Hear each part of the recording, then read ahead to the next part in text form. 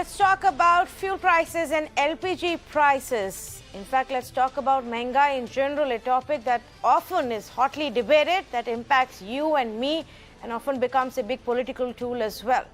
We talk about it tonight because the LPG prices have been hiked yet again.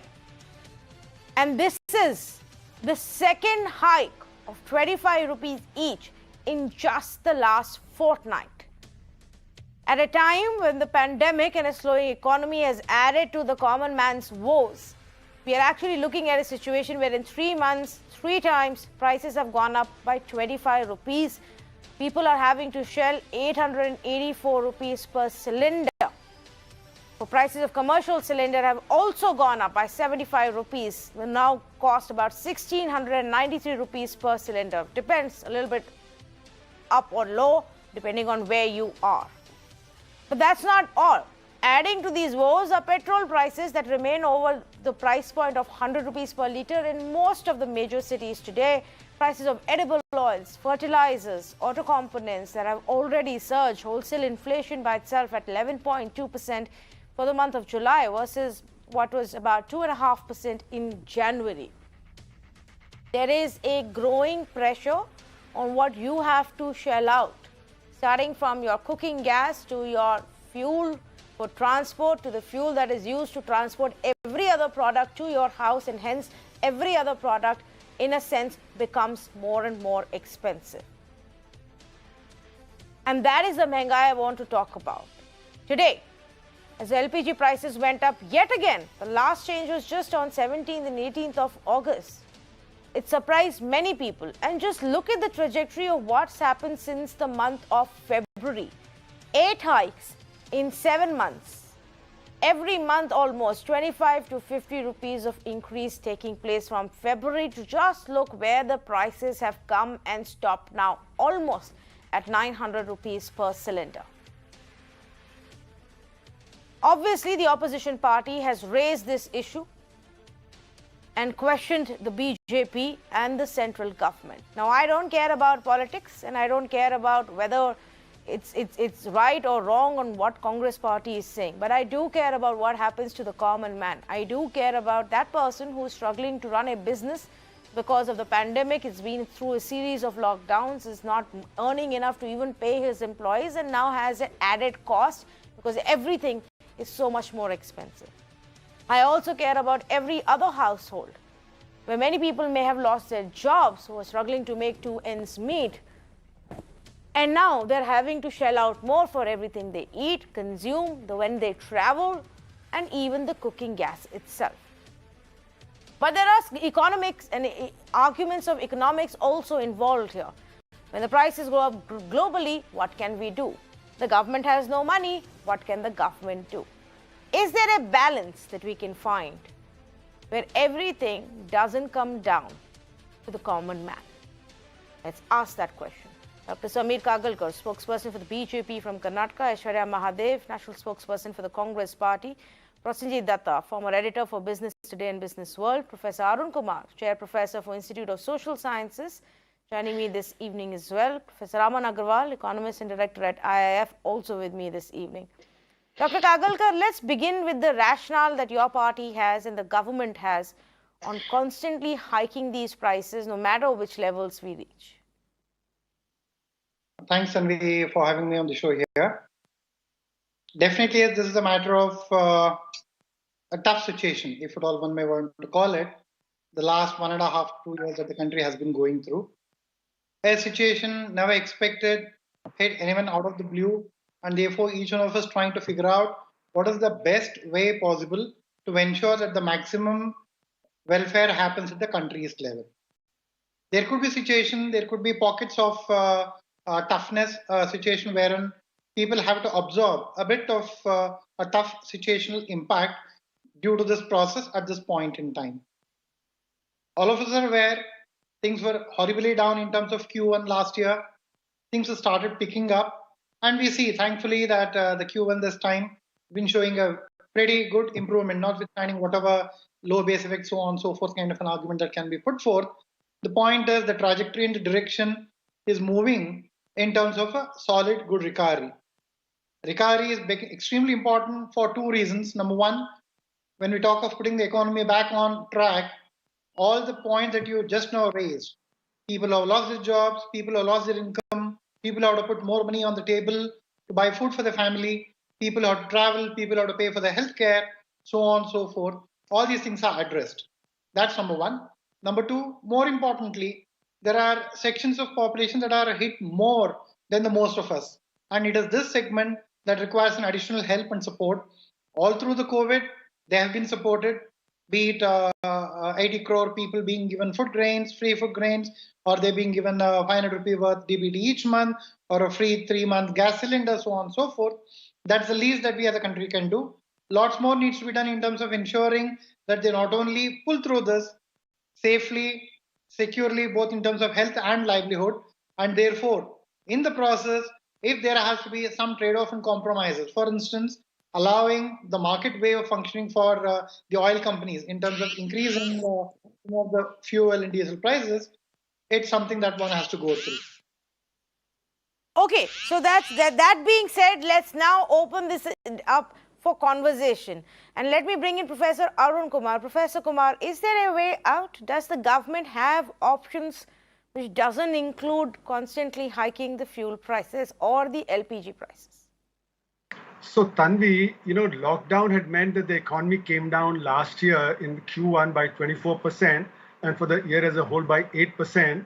And therefore revenues were short. So one can understand that last year maybe we needed to raise revenues by putting some kind of a tax on fuel.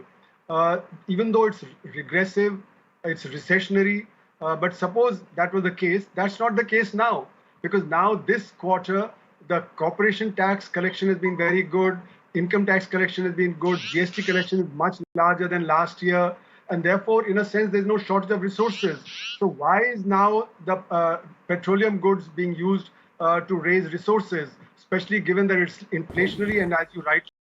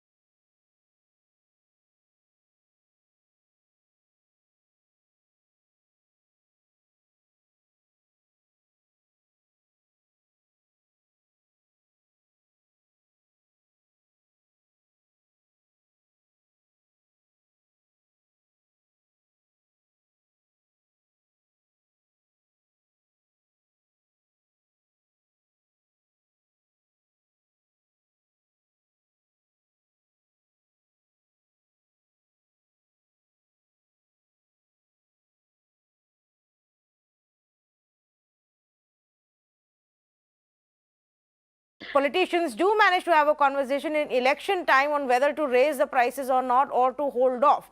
But to say non-election time, the government officials are doing, are implementing this or allowing it to be implemented without a conversation would just be giving the government too much of benefit of doubt. Let me bring in Prasenjit Datta on this. There are arguments to be made on both sides. But Mr. Datta, why is it that when 10 years ago or before that, fuel prices, LPG prices used to be a big political point as well, a very strong political tool that could bring down governments? It's not so anymore. Is it then fair to say it doesn't impact people so much, which is why the government can afford to do this? No, Tanvi, I don't think that's fair to say. If that is true, we will know it in the subsequent elections. The fuel prices did not play a role in 2015 and 16 because prices didn't rise for the consumer. Taxes were raised, but the crude prices had fallen. So it was more or less balanced by the government taxes. So it's only the last 2 years that you see that the individual has started paying far more than he was paying earlier. Especially in gas, where the subsidies, LPG gas, where the subsidies have gone more or less, and prices have doubled. And there are 2 points that I do not agree with, which one is that my view is that the government's fiscal position is far more, is in far more trouble than what most people realize. Because on the one hand, we have seen tax collections being reported, record tax collections being recorded, whether it is direct taxes or indirect taxes. We have had, the government's expenditure coming down slowly. In fact, the latest report I was reading was that they have cut expenditure in a bit to do certain things. We have, so if, they still have to depend on gas prices and oil prices, that means that its fiscal condition is in, far more precarious than what most people suspect. The second thing is about the free vaccination. The government has never actually explained that what happened to that 35,000 crores that was in the budget, that was mentioned in the budget. Has it been used up? Has it been 70% used up? Because there is no clarity on what is the exact price. I had calculated that at the price at which, Serum Institute and Bharat Biotech were selling to the government, you could vaccinate 90 crore people and still have about a little bit of money left over. So you're saying that the argument that the pool fund was required for vaccination doesn't hold true because the government had already set aside or factored in 35,000 crore rupees as funds for vaccination, which should be enough to at least vaccinate 90 crore people. Dr. Kagalkar, do you want to respond on that before I go across to Aishwarya of the Congress? Aishwarya, coming to you next. No, fair enough. When the budget provision was made in February, little did we realize that's going to be a second wave that's going to hit the country. There's going to be one more mini lockdown kind of a thing or spread across the various states, and you're going to have one more dip in your GST variance that you saw in the month of June, right? That said, there is a situation wherein things are improving, but it's not so improved so as for anyone to make a statement saying that the government is sitting on a mountain of surplus, right? There is a situation. Last year, the government extended itself by reaching probably 9+ in terms of fiscal deficit, willing to do so this year. So to put a question and a query to saying is 35,000 crore rupees good enough for vaccinating 90 crore plus is something that's new to me, right? At the end of the day, it's not just about that. 80 crore people were once again given free food this year. The kind of an expenditure that is required to ensure the hospitalization, for instance, if you're looking at Ayushman Bharat, the last year figures are out, close to about 23,000 crore rupees has been spent on the people who otherwise would have spent it out of their pocket, the poorest of the poor, right? So these are the things that needs to be taken in the holistic perspective rather than just about a one-to-one correspondence. Tanvi, one quick statement. Unless until we start looking at the big picture, making a one-on-one correspondence with the prices were X then and Y is it 2X or delta X now would be actually a missing point, right? Joy, but GDP as gas, diesel, and petrol. May I remind that leader that definitely our party and our government that can indulge in something called a oil for scam. We all know what it means. Our situation, our intention is absolutely clear. Come what may, we will go in for a development. It's a bit tough at some point in time, but the country is one with the government, with its leadership in pulling through this across as well. Okay, let me then ask Aishwarya to respond to this. Rahul Gandhi seems to have taken some inspiration from Prime Minister Modi. He is also now using syllables and synonyms to take jibes at the rivals. You know, Tanvi, first and foremost, things like free healthcare is not something that hasn't existed. Things like the PDS system also giving out free grains is not something that's new. Maybe the net has increased, but none of that makes for the fact that this government is mired in bad economic policy. And you know, it is very nice of the spokesperson here to romanticize suffering, but on the ground, the sort of fuel shock for the common man, and you know, to say pockets of toughness is absolutely shameful, because you cannot take away from the fact of saying that these people, crores of people, are suffering. You know, Tanvi, I will give you this very simple example, right? He'll try to obviously say, you know, it's all about people coming together. Absolute hogwash. In 2014, just before we demitted office, the crude, right, the barrel price was $100+, right? And what did we do? We tried to obviously absorb the shock ourselves. We kept the taxes low. And what happened when the BJP came into power? The barrel fell anywhere from 70 to 40. And you see that OPEC also manipulations, the prices went even further. The NDA government inherited over 10 lakh crores of just oil slick money, the record of which we still know where it went, right? Now you see the barrel price consistently falling, and the Indian government's policy of daily dynamic pricing, which is absolute fraud, is hurting the people of this country. Tanvi, let me give you statistics as well, right? The wholesale price index, you're talking about price, right? It's at the 30-year high. You're talking about fuel prices. You see that over 116% increase in just LPG prices, while the crude has fallen by more than 40%, right? The government collects over 22 lakh crores on petroleum product taxation, while the subsidies have been reduced over 12 times and taxes increased over 3. So tell me, here is a welfare function of this state. What on earth are they doing to the common man except transferring the burden? You can talk about the 20% rise in GDP, but excluding agriculture, the three other primary sectors are still pre-pandemic level. The economy is in shambles, and excuses of saying, oh no, you know, pockets of toughness, absolute rubbish. You cannot romanticize the idea of suffering on the ground. And you know, LPG prices, they talk about Ujjwala 2.0, they can talk about Ujjwala 30, 40, whatever they want. But the fact is that prices are so unsustainable that even without the subsidy or even with the subsidy, it is more expensive than it was in 2014, while global prices are still lower. Your Ujjwala is failing, where refills, more than 45% of rural population is not coming back for refills. And you sit here and have the audacity to say that, you know, people are going to suffer, but it's for the greater good. No, sir, that is not how the country should function, and people should not unnecessarily suffer for this. You take up the burden. You're monetizing, you have a monetization pipeline, you're selling everything, you're dismantling 70 years of infrastructure. Make your money, because you have made more than enough money over time. Okay, so I'm going to take that point. Okay, fair enough. Before he goes. Yeah, okay, fair enough. Dr. Kagalkar, from economist to your rival political party spokesperson, the point that is being made is that the BJP and the central government needs to find better, smarter ways of finding money and raising funds. You cannot continue to stick to the same old concept. It's a lazy way. Let's just say that we say, okay, we need money, hike the tax on fuel, increase the price of LPG. Yeah, Tanvi. I mean, if you were to sort of ask, isn't this an unprecedented price rise that one gets to see in the cylinder? We have never seen this before. And you can as much as made up anger rant about it, saying that this is the kind of a price that we have never seen. In which case, let me sort of answer saying that 44 crore people had never seen a bank account. 12 crore people, households had never had a toilet.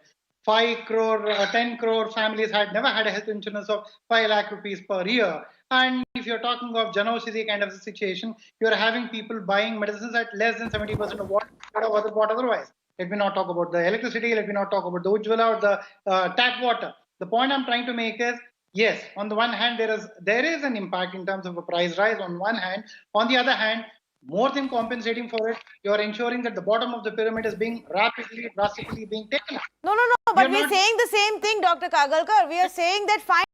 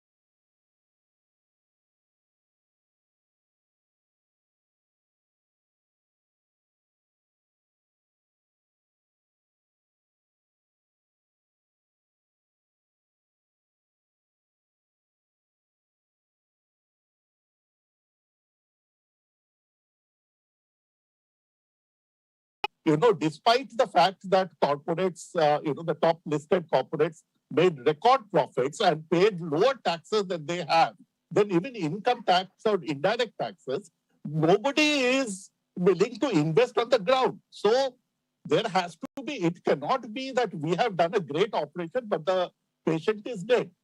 The BJP spokesperson is making good point that we have done the PLI and it will create jobs, but where are the jobs? Somebody has to, what has been the job statistics? Okay, the interesting question that you've raised, but before I get the BJP to respond, Professor Arun Kumar also wanted to come in. Go ahead, please. Yeah, so, when we look at the taxes and the resources raised by government, it shows the government's priority. What is my priority, as a government?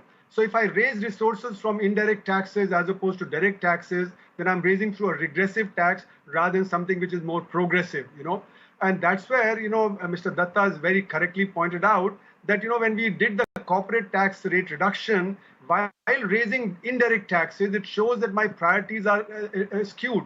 And it is here that the supply side responses don't work when demand is not there. As he rightly pointed out, the new investment from the corporate sector did not take place. They simply used the money to pay off their debts. Now, something very similar is happening at this point of time when we are raising the indirect taxes. Instead of raising these indirect taxes, we should lower these indirect taxes and raise money from elsewhere. For instance, the corporate profits have risen dramatically in the last 1 year because their pricing power has gone up. When the pricing power goes up, then you are able to raise prices in spite of demand being low. So why are prices going up when demand is low? It's going up because the pricing power of the corporate sector has gone up. Wage bill has dropped. And in spite of wage bill dropping, the prices are going up. So all this shows that, there are things which are not right for the economy, which are not right for the unorganized sector. And therefore, the government has to reprioritize by raising resources from the stock market, borrowing from the banks where there's surplus liquidity, rather than raising prices of petroleum and basic goods like that. Okay, but let me just present the counter argument. Aman Agarwal is also, from the government, especially with this GDP data that came, which you and I may say is not reason enough to celebrate right now, but the government seems to suggest it's a great achievement to come to this level as well. Is to say, look, the economy has come back to this level. It will course correct and improve by itself. The green shoots are visible. Agriculture is doing well. People have started investing money. Look at the stock markets are going. So why do we need to talk about the gloomy stuff and to talk about the fact that people don't have jobs or can't pay this additional money? We are using the additional money for their good. You see, Tanvi, these are facts which are motivating factors for both industry as well as individuals to go forward. When we look at the economy growing up, the GDP numbers going up, or the inflation as projected by RBI being under control, less than what they projected going up, then the facts which you've outlined clearly show a positive trend. And that positive trend does motivate both investment, growth and jobs, going forward. It is not something which will de-accelerate. It will accelerate the positivity in the markets and both the supply and the demand factors which are there. Now, as far as the oil prices and the main debate which is discussed here, certainly I agree with Arun and a couple of others where there need to be creative solutions which can be brought out in terms of, raising funds for the government to go about doing business instead of levying this heavy cost to the people. And as you rightly said, this particular cost goes as a factor in terms of almost all commodity products, and that's why the WPI goes up as well. But the fact is also clear, which we have seen in recent times, that both alcohol and the fuel prices are direct revenue generators for the governments. And this is irrespective of whether it is a BJP-led government or a Congress-led or any other party-led government. Throughout the country, there has been no state which has actually reduced these taxes, where there are taxes of states which contribute to almost about 50% of the whole tax framework which is there, which is totaling to almost about 80% of the fuel price as of today. So out of the 100% fuel price, 80% is the taxes. Roughly about 50% comes from the state and 50% from the center and different framework. Now the states could also reduce. So there is no government, irrespective of Congress or BJP or any other government, has actually reduced this, which is unfortunate. Which is being borne by the people of this country, specifically when this oil pool account has been created and sufficient funds are there. I disagree with my colleague who talked about 35,000 crores sufficient. In fact, at that time when budget was presented, I was at Rajya Sabha TV and I said even there that we would need more than 100,000 crores for the vaccination, because vaccination cost is not only the cost of the serums vaccine which is produced. There is a cost which is there of nursing, hospitalization, movement, injections, large number of other paraphernalia which is required to actually deliver the vaccine to the end user. And, like in certain states, it's being delivered from boats by going to villages. Now, there is a cost involved in that, which the hospitals or the nursing staff and others are bearing, which the government ultimately is bearing. So the cost to vaccination, even to about, 90,000 crores will cross over 100,000, 100 lakh crores. So it's 100,000 lakh crores. So it's not something which is near to that. But certainly, this money should be taken care of. And as I said before, large amount of oil price. And I've been staying to this fact almost for the last 20 years, irrespective of whether Congress had been in power or BJP had been in power. They had never listened to this fact that the prices which became market driven by the Congress government in the previous term was a wrong decision to be taken. It was better the way it used to be before, where they were screened and stabilized price mechanism was established. They would change, but not on a random basis, because 95 to 97% of the total demand of oil, which any country, including India, actually buys, is based on a projection which they already have in hand and based on past consumptions.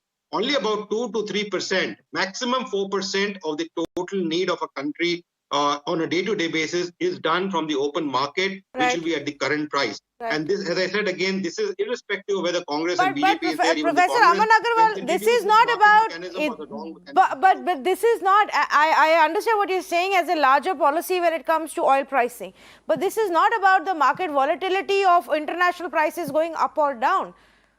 By government's own admission, if we were to do the math and it would match with what the government is saying, they have the tax collection on fuel has jumped 459% in 7 years. Thousands and thousands of crores have only been earned on the back of higher taxes. If the government wants to stabilize at least on a longer term over a period of 6 months, wants to stabilize and bring in some easing of burden on the common man, they can cut the taxes. You are right though, and that's what Aishwarya should respond to us. Is it only the centre's responsibility? This argument that the centre won't give us our share, so we have no other way, is the same. Then it's the same problem, Aishwarya Madhav, that even the state governments are not thinking creatively or innovatively. They're also resorting to the same easy way of raising money, which is by taxation on fuel and alcohol.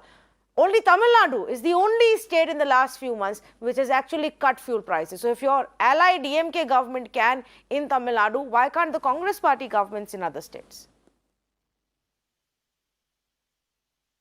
I think we seem to have lost a connection with Aishwarya. We're going to try and patch that line back. Professor Arun wants to make a point and then to Dr. Kagalkar. Yes. Yeah, so very quickly, the states have far less resources available to them than center, Most of the tax resource bases are with the center, and then 42% of that is transferred to the states, and then the states have other resources also. But the point is that the center is far better positioned to actually reduce the amount of taxation on petroleum goods. And if the center's deficit goes up, there's no ban on it, whereas as far as the states are concerned, 3% is the limit. Now that limit has been slightly changed, they can raise a little bit more, but not too much more. So the state's position is far more precarious. They also have the burden of the social sectors, education, health, employment generation, which are very critical. So in other words, the state's position is not very good, and they have to meet all these other obligations. So I think it's for the center to really do that. The other point that I wanted to make was that the growth rate, the 20% growth rate, the quarterly growth rate is entirely based on the organized sector data, except for agriculture. And the unorganized sector, the one that got hit, and therefore the actual rate of growth is much less than 20% if you could get the data for the unorganized sector. Even for the case of agriculture, the press note says that it's only based on the estimates. Yes. It is based on the estimate that the targets will be fulfilled. But we don't know whether the targets should be fulfilled. Last year in Q1, targets were not fulfilled. We know that the consumption of milk came down, the consumption of poultry came down, flowers came down, vegetables and fruits came down. So even though officially they showed a 3% growth rate, my estimate was that actually agriculture declined by 10% in Q1. Okay. So therefore, the data of Q1 to Q1 is not comparable this year nor last year. The data for the full quarter was not available last year, is not available at the moment also, and therefore there'll be revisions. So therefore, this 20% is a bit misleading as far as I am concerned. Fair enough. In fact, this was the exact team that, a thing that me and my team were discussing yesterday, Professor Arun Kumar, where I wanted to highlight as well that you will see revisions, and this is something that we often forget when the next number comes, and this